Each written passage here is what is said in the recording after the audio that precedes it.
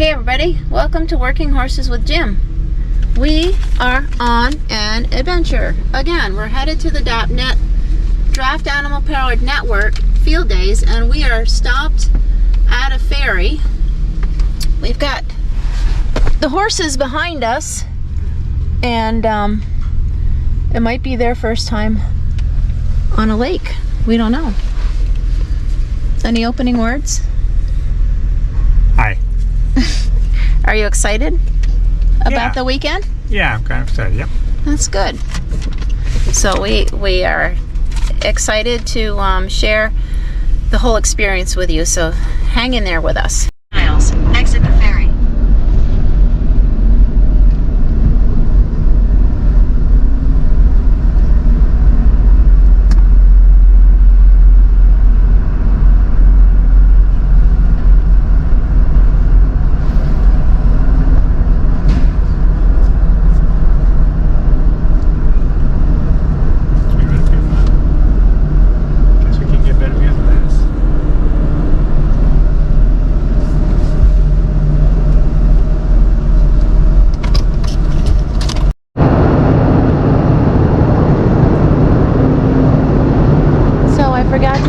Everybody what body of water we're crossing.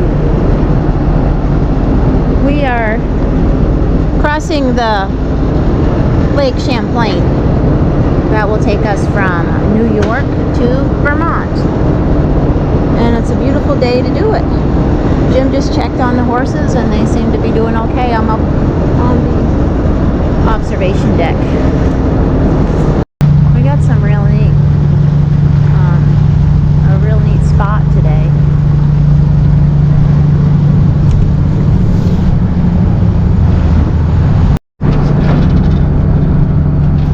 So we got some footage of the horses and how they've been looking out the window.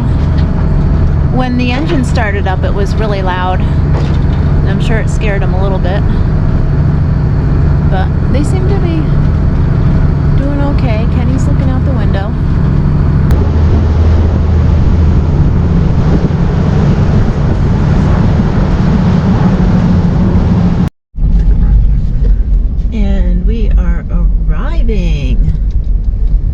At the field days. Erica's still there. There she is right there. She's waving.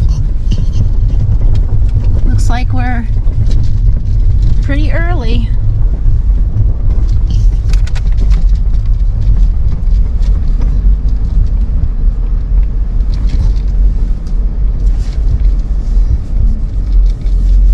Here's their home away from home for a couple days.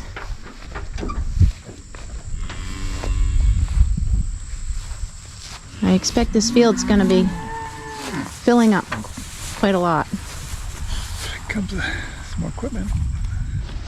Well, it's the next morning and the horses did well with their box stall arrangement for the night.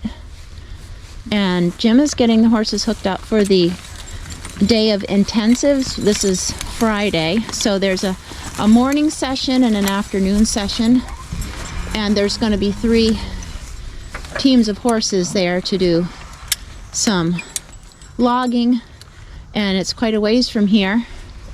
It's 3/4 of a mile away, but as from the last time I showed you, more people have arrived and oxen, and from the little to the big. So people are arriving now for the intensives, and we're getting set up to go. So stay tuned for more footage. So Friday intensives are underway. Jim's up in the woods with the logging contingency, but I thought I'd just show you around a little bit the other classes that are going on this morning. And one thing I've really enjoyed is catching up with people that we met last year, and I am planning later on sharing some stories of these people, how they got into working with draft animals. But for today, I wanted to just take you around and just give you a little idea of what's going on here for workshops. I mean, that's in larger populations, but that that was sort of my thinking when my two were really little. They were new to me. And it was basically like quarantine. Here we have a workshop getting oxen started.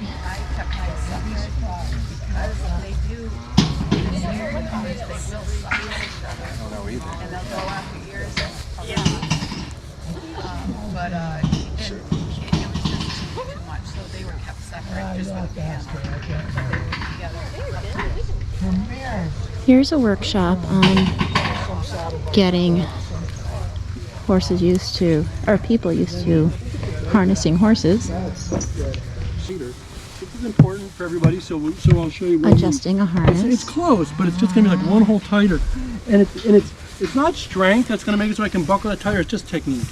Back. I'm gonna back up a little bit. Back. Woo. And when I say technique, I'm gonna use a little bit of leverage. I'm just gonna come over here. I'm gonna unbuckle this, and my leverage is gonna be this hand right here.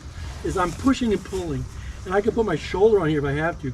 But I'm just gonna put my hand here and this hand here, and now I'm just using leverage. And I can get two holes, making it tighter. And now those pieces don't move. So your hands really has to be tight in that collar right there. There you go. Everybody, this is Brenda. Hi. Brenda is Jim Gordon's wife, and she's the YouTube queen. No, but... No, see? You say no and we get there. See? Oh, I think this is so exciting. I'm just going around showing everybody what there is to see here. And nice. And you're adjusting harnesses today? We're gonna do everything from nuts to soup here. We're gonna drive this horse, we're gonna work it, these are all beginners. These are beginning teachers. So all this hands-on is great, right guys? Oh yeah. Yeah. It's wonderful. There you go. So that's just a little piece of like repair work right there. That's why it looks funky. That's just Don's, imitation harness shop. Is that about? That's fine. Yeah, in an ideal world with a proper fitting piece, it'd be a little snugger. But again, that's just Don's instant harness repair. And for my purposes, this works. Other people wouldn't like it, but what I've done, what it illustrates is knowing the different parts of the harness and what their structures are and what they're for and what's strong and what's not strong. There's nothing on this harness today that's going to break. Like I could pull hard with this, but it's not like from a brand new shop. Like these are homemade. I make these at home. This has been stitched by a harness shop. This was repaired by my Amish neighbor. No two parts of this harness really match, and that's just because all I've been doing is just maintaining it as a farm functioning piece. That's all it is.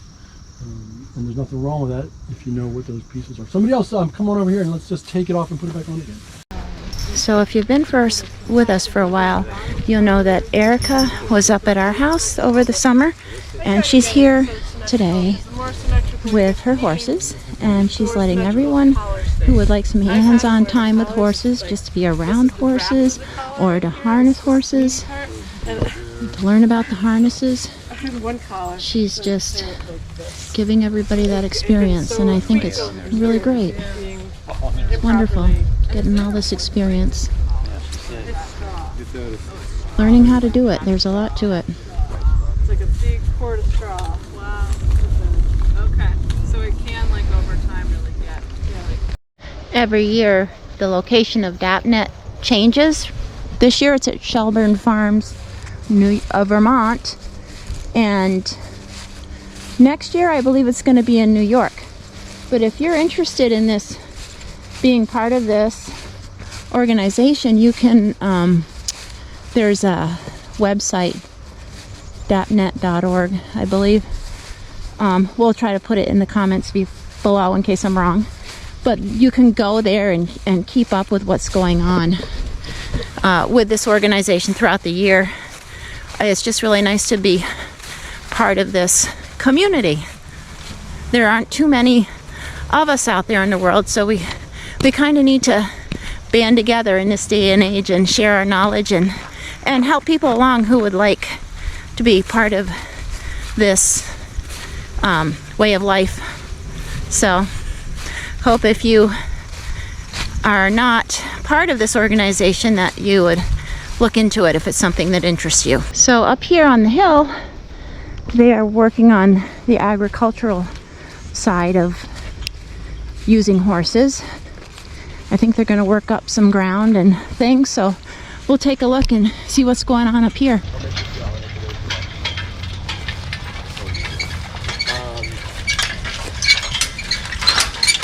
If I'm using them for bee planting, weed control, I would prepare the bed fully, fertilize everything, and then I'd irrigate it, and then put the tarps on. That would be ideal.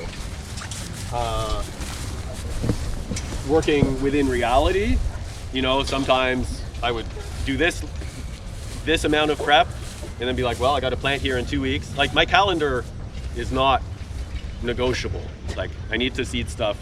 With the CSA and the market, it's like it's got to go in when it's got to go in. So timing-wise, if I get delayed and I'm just doing this level of preparation a couple weeks ahead, well, I would tarp that. Well, water it, tarp it. I have to water, it's too dry in my place. Nothing will germinate otherwise. And then when I come back and do a final pass, you know, at least I know I've flushed out. Like, it's going to be better. Tell us what your single tarp dimension would approximate. My beds are 200 feet long to 300 feet. I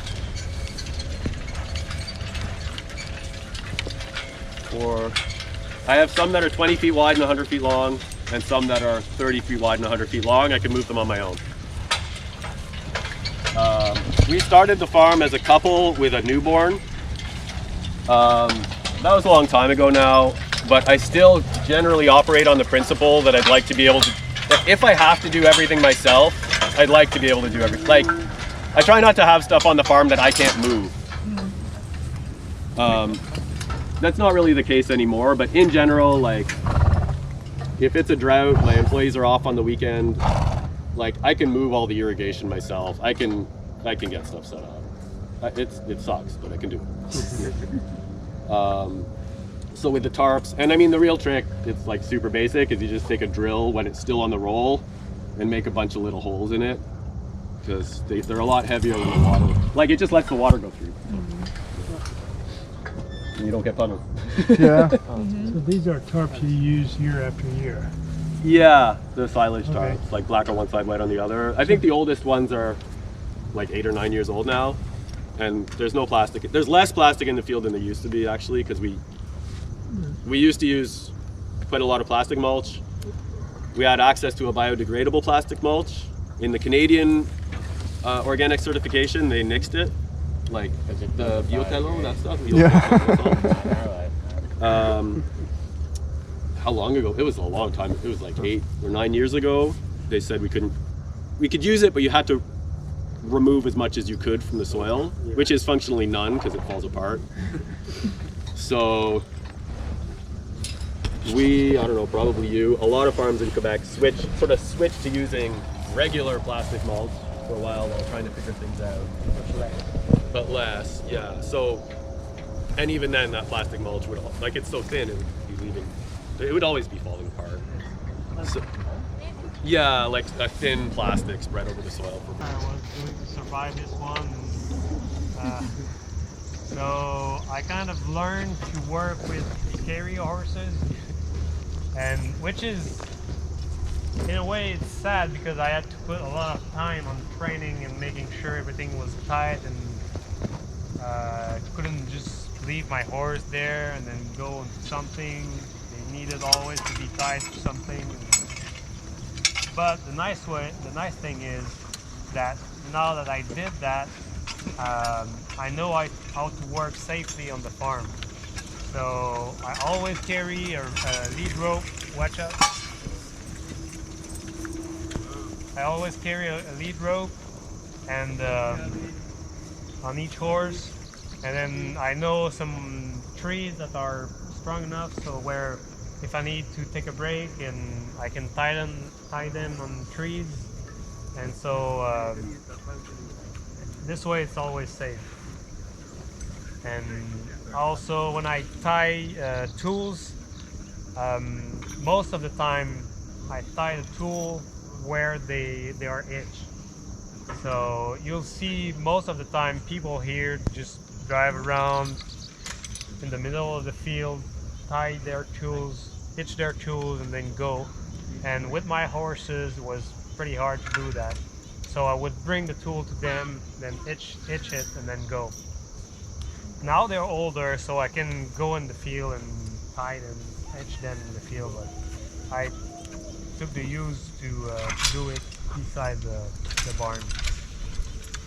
And also, if I have to hitch them in the plain field, I will have someone in front holding them and just make sure they don't move a step when my finger are at the wrong place. And just like the first time I wasn't doing that, and I got wrecked a few times and rolled over by a tool, or these things go so fast. Just one horse stepping one step too much and everything goes. So just go safe and take the 2 minutes more and everything is nice.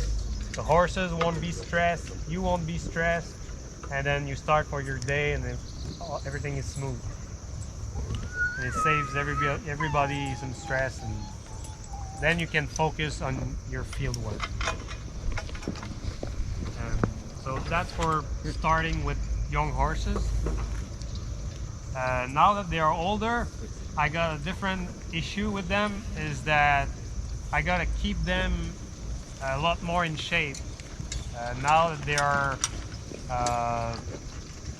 18, I think, I gotta make sure they work every week, because if they don't, then if I come 2 weeks later and I need to work this for the whole day, and it's the only nice day that I have, I need to do it, they will be like really tired and it's gonna be hard. So I'm trying mostly to have, if it's just an hour of cultivating, then I'll do it.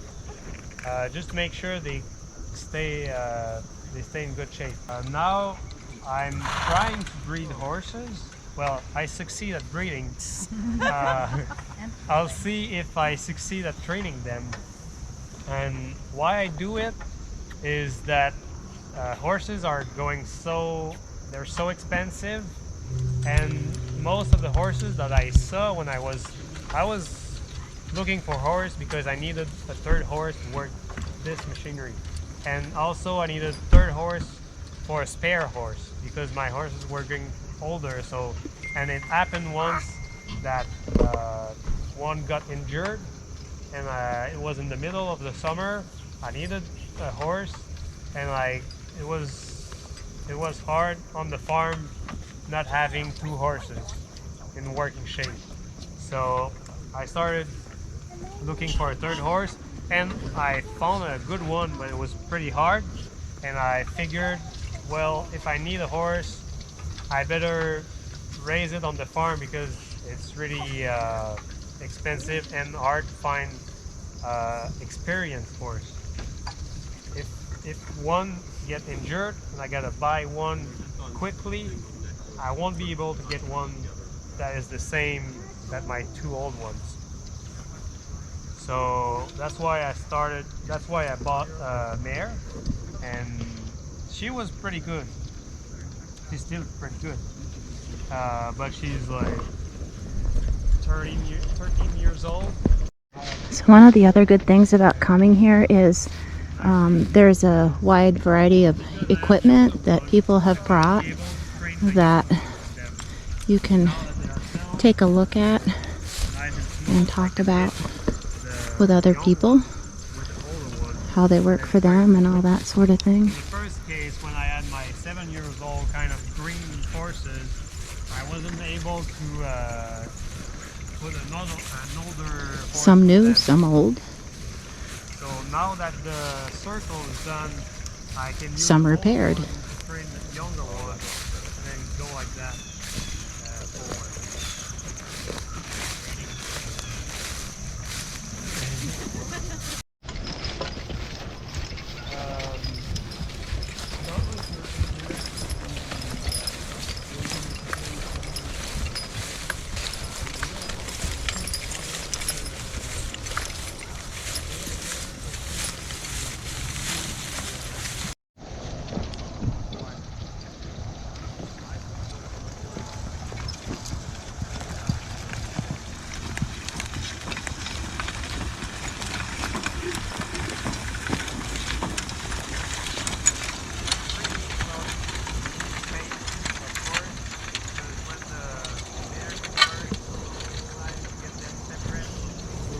So also they're going through all the different kinds of equipment needed for growing vegetables and Can I just mention for this? agricultural things. So since it's designed to just straddle the row, right? One set of sweeps on one side, one on the other. So for setting it up, in this case, we'll use it to mark some rows. We want to put a sweep in the middle, which used to be fairly complicated, but Crossroads Cultivators makes this thing, which is a real handy, quick attach for linking the two sides together. It's still a bit awkward, but it's a lot less awkward than it was before. Because we were always using kind of like jury rig clamps and bars to try and rig something up in the middle. And now this kind of just hooks on here.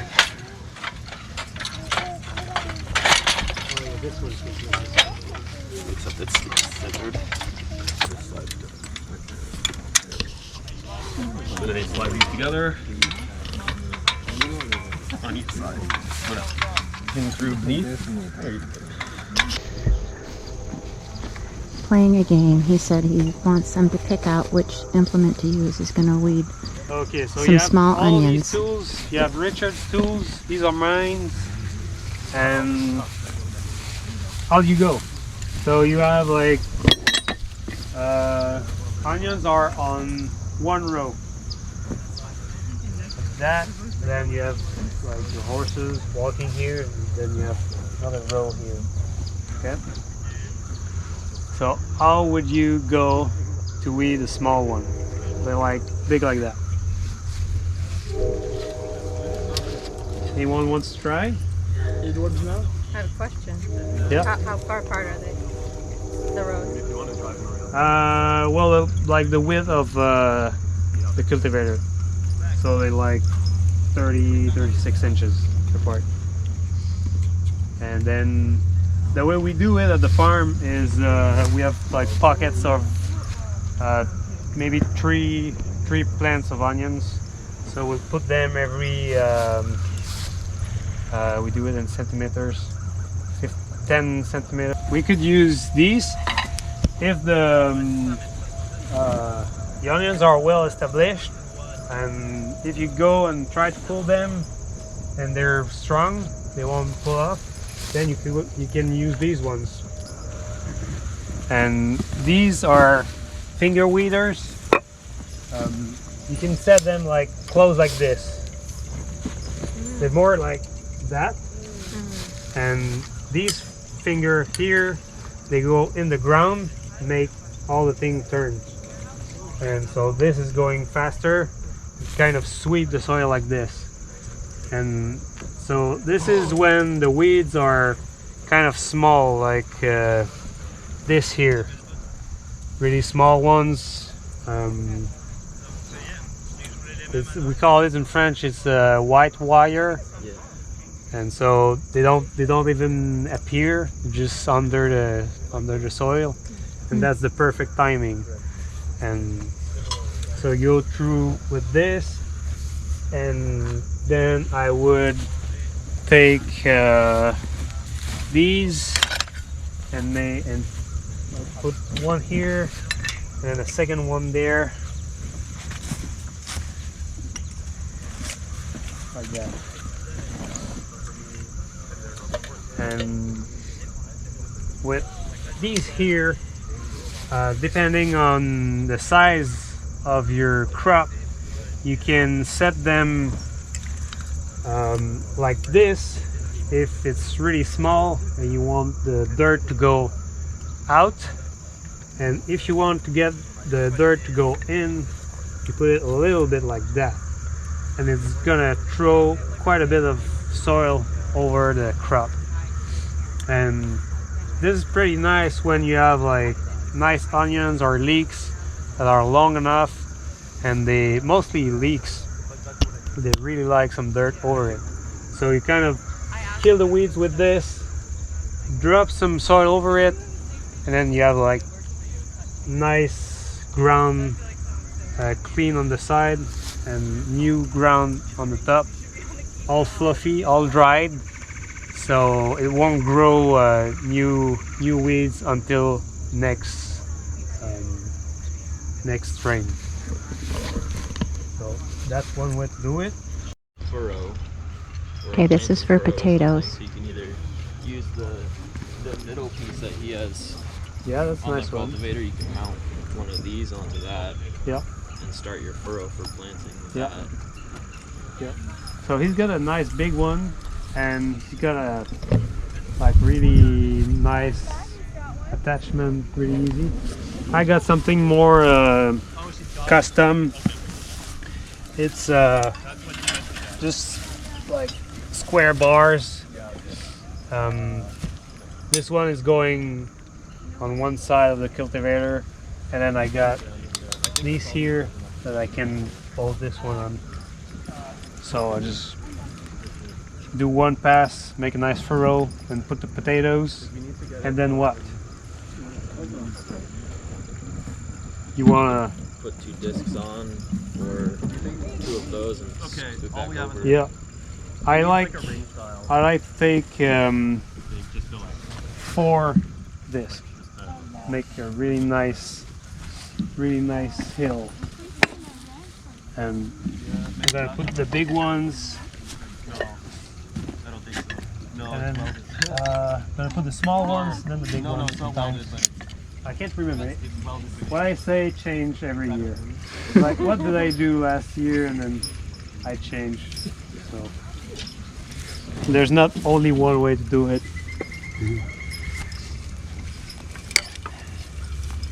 Do you do like a early or mid-season like cultivation of the hills? Will you break the hills and then reform them? Yeah, Okay. that's why I like kind of big hill.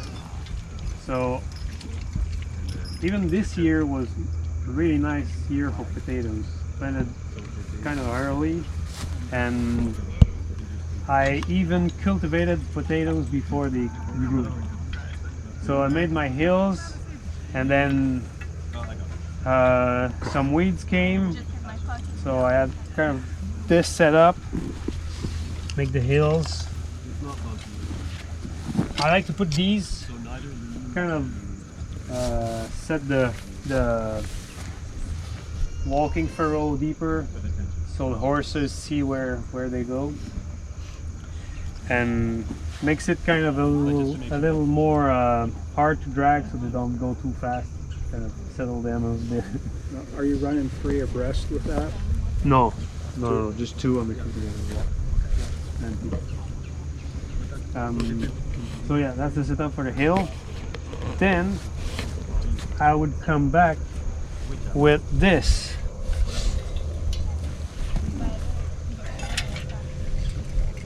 So this is Richard got one smaller. He can talk about it later. But this one is pretty aggressive. Goes hard on the hill.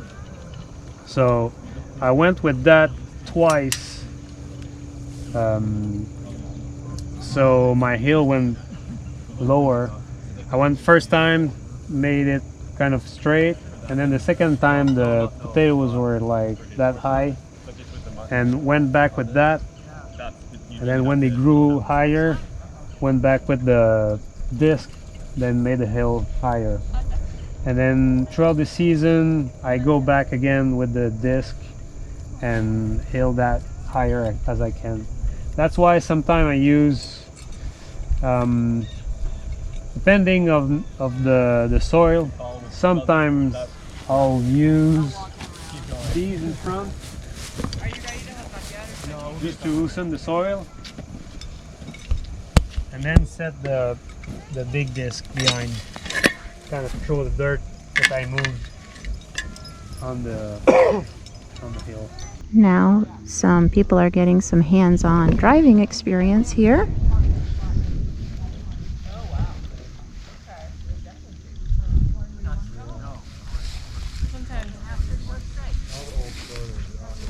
I'm just gonna touch it and kiss and come back to me. So I think that's my view, but it's probably not other people's views. Other people might have a totally different idea. It's a great question. I mean, I think one of the fun things about being a Teamster is the freedom to have individuality, you know? It's like, it's not like a car. There's no rule, there's no like learner's permit, there's no state license, you know, if you the carts are homemade. I like that. And I think that goes to how we drive, how we communicate with the horse, how we talk to them, how we train them, how we prepare them. Those are all somewhat, aside from woe, they're somewhat individual. You know? Hello, Harmony. You like doing this. You're good at this. Aren't you, Brenda? Don't tell anybody. This is what Suffolks are really good at. She's really wired up there. Yeah, we got a real wound up. These guys here are just cranky. They're just really pedal with metal. Okay, so we were in the middle of everybody taking another try. So let's just do that. And then after we do that, we'll talk about hooking up to something and dragging something. Because we're going really fast. You guys are driving really good. Oxen driving. When you start walking, you're going to say ha, and you're going to walk away from them and bring them with you. Ha.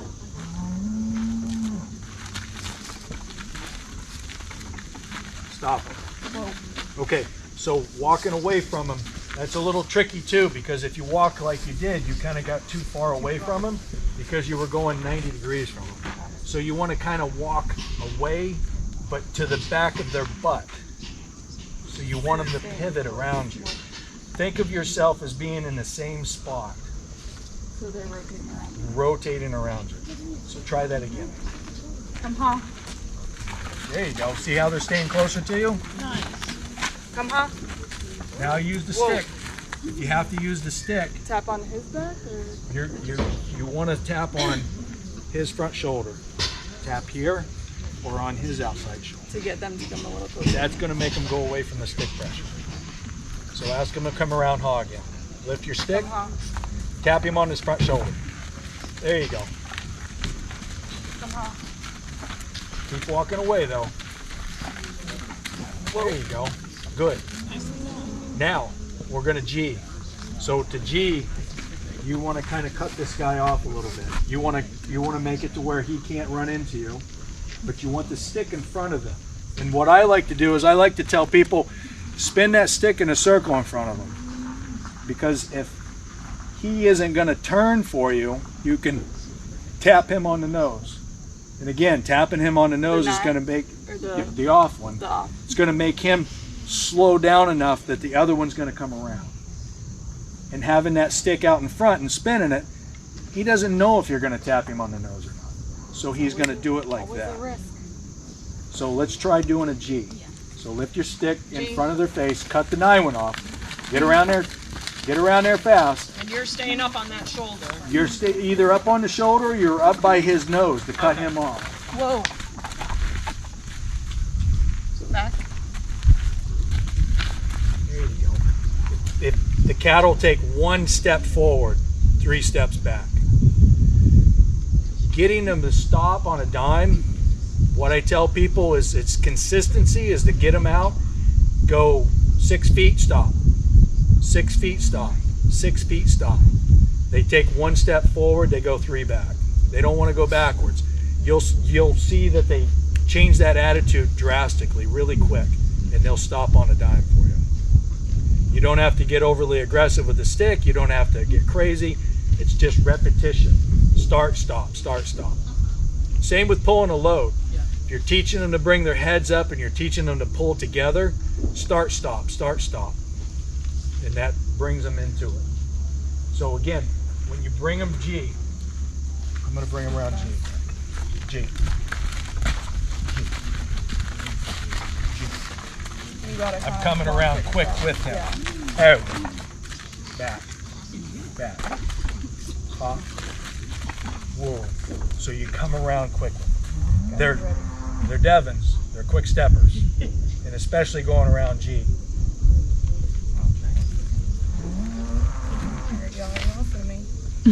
G. There you go. Whoa. Perfect. Back.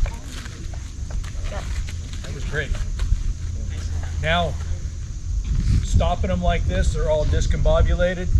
I always bring them back and square them out. So you should be able to, well, you should tell the off one, mate or stand in. Mate or stand in. Mate or stand in. Mate or stand in. And then you can touch him. Yep. Well, now I'm just giving There you go. He did it. He knew. See what she was doing with that stick. She was gonna go, but then she's gonna go. He saw that and said, okay, I better go because I think she's really gonna do it this time. So starting them out square. I always do that. They're all sprawled out. It's just a bad habit. That way they're starting out in the yoke together and they're learning and they're training together to start in that yoke. So that's Mater? That's Mater, this is That's McQueen. No, So McQueen. Mater. Okay, who wants to go next? You guys stay right there.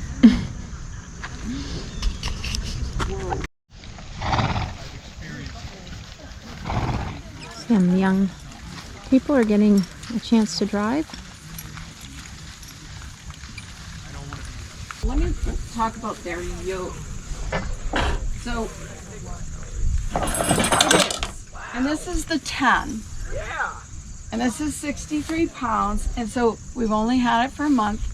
And our system of putting it on them, you'll see we've done our new system of putting it on so that I can handle it. But I was talking about the bows splitting out. And it's humidity that we have had all summer. And my solution has been to tie them off, as Ray mentioned, and to keep them in the holes like this, in hopes that I won't be struggling to try to pull them together over there. So what's different on their yoke, you can see, is that they have these rings here. And those rings there are for their breeching, and it's breeching for horse people call it, or breeching. And really all it is straps that will act as the brake. And I use it, as Ray mentioned, when we put that yoke on, it doesn't fall off their head. And the purpose I use for this is when I have them on a heavy load. I live and have hilly terrain on our land, and it's helpful and more comfortable for them to be able to hold back that load. They'll be using their rear end to hold that back. And you can use a breechin on horned cattle also. I know that I do. Yeah. It's not historically accurate, as many people will tell you, but we have also brought all these animals here with giant internal combustion engines. If you have horned cattle and they have a light load, surely they will stop it with their heads. And I think there were many covered wagons that went out west that got stopped with the animals' heads. But I took a large manure spreader with a motorized forecart down a very slight incline one time and had a team stop it with their head, and I was like, that was horrible. Maybe I'll get you some breechins. So you can also run breechins on horned animals. Yeah. I totally agree. We do the same thing at work. If we got a forecart or we got a cart loaded with firewood and I'm going down a hill, I'll throw the breechin on just because it's more fun. Yeah. And their biggest load really that at our farm is carrying the forecart with the manure spreader loaded, and that, although it is wheeled, it's about a ton, that load. And again, the pasture has a pitch and a load, and I think without this they'd be really, really uncomfortable. I will put it on but I wanted you to just see it on them, where it acts. And so when there's a load and they need to pull back, they're pushing it, the rear end is holding it back for them instead of the yoke coming up. Cindy, is that an equine piece you adjusted, or do they I got actually this from New England Ox Supply, and it's meant for. Yeah, it's meant for ox. Yeah. That's awesome. But it is quite adjustable in different places. These straps here should go on either side of this hip strap here. Yep.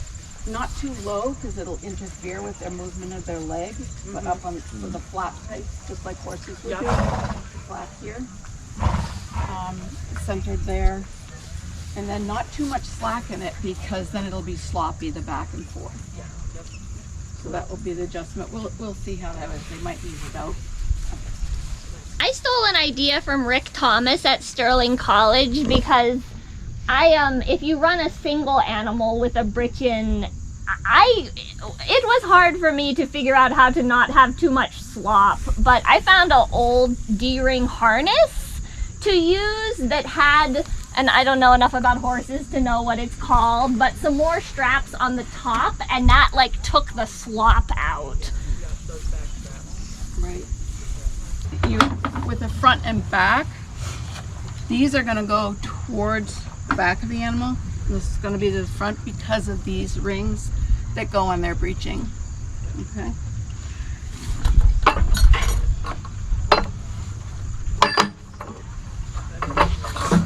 And now Cindy will manual and hang on to the 63 pounds.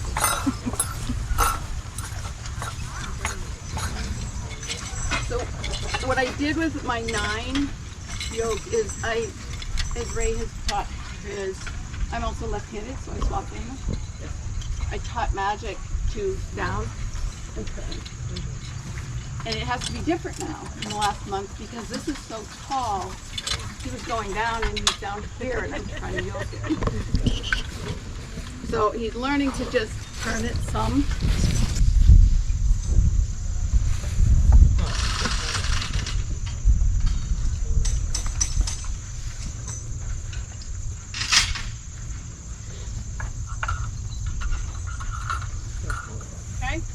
Nicely done. Ring. Oh boy. My key is right here.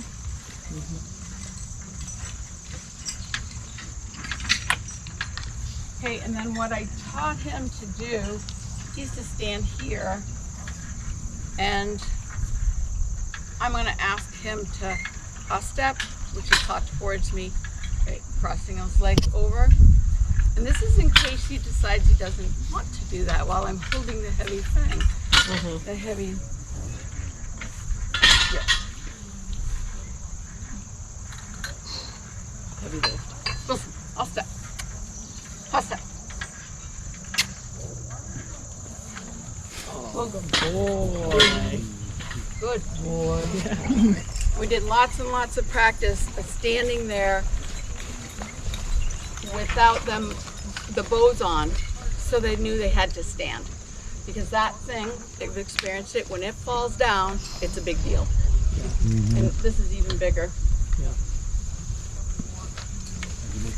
Good morning, everybody. Well, this is Monday morning. We just got back from our great weekend at DAPNET Field Days, as you can see in our first video. We are going to have possibly 2 more videos on the DAPNET Field Days, and there's a couple reasons for that. Brenda did videos all weekend, and she ended up with 3 hours worth of stuff. And it's good stuff. It shows all the things that happened at DAPNET Field Days. There were so many volunteers there that were kind of kept to their place of volunteering or doing presentations, so they didn't get to go and see everything else that went on. Brenda was able to jump around, and so she got little pictures of what was going on. I'm sure she missed some of the people that did some things, but she still got a lot of stuff. And I was pleased because I was in the woods most of the time, so I wasn't able to see the field stuff and the oxen. And so because of her videos, I was able to see that and actually learn quite a bit because of it. So I hope you enjoy these videos. I think I'm going to put one out again tomorrow and Wednesday, so there'll be 3 days of videos from us, and if that goes as planned, at least. So I hope you enjoy them, and I just want to thank all the people that put together this field days and all the helpers that we had, and I hope you can enjoy what went on that day, even though you were right there and just didn't get to see it. So anyways, enjoy, have a great day, we'll see you tomorrow.